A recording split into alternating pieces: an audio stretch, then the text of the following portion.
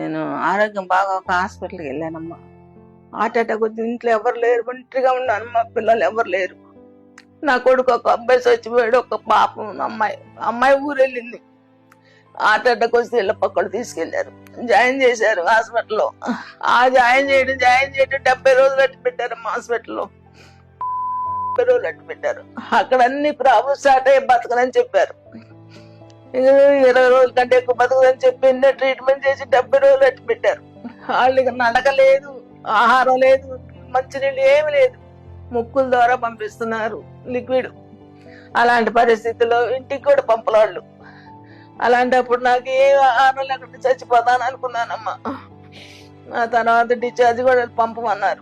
తర్వాత ఇంటికి వచ్చిన తర్వాత వాళ్ళు ఎంత లేపినా కాళ్ళు రావట్లేదు. ఫిజియోథెరపీ ఏంటంటే వాళ్ళు చేయడానికి వచ్చిన వాళ్ళు ఆ మనిషిని ఎలా చేయించాలో మాకు అర్థం కావట్లేదు, ఆ మనిషి సహకరించట్లేదు, బాడీ అసలు ఎగొట్టలేదు అని చెప్పేసి వాళ్ళు 2-3 సార్లు వచ్చి చూసి వెళ్ళిపోయారు. ఇక కాళ్ళు రావనుకున్నానమ్మా. నేను ఇప్పుడు అయిపోయింది నా పని అనుకున్నాను. ఎలాగో ఇంటికి వచ్చిన తర్వాత మా అమ్మాయి మాట్లాడింది, కొండలరావు మెడికల్ లో చేస్తాడు. ఆ అబ్బాయి వచ్చి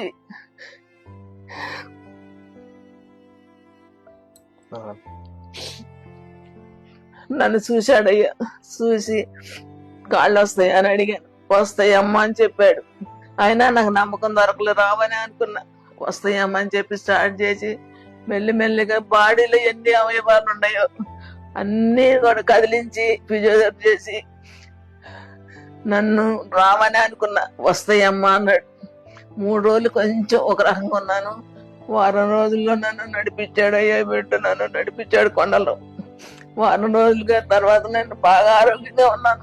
అవయవాలన్నీ కూడా బాగున్నాయి, బాగా నడవగలుగుతున్నాను.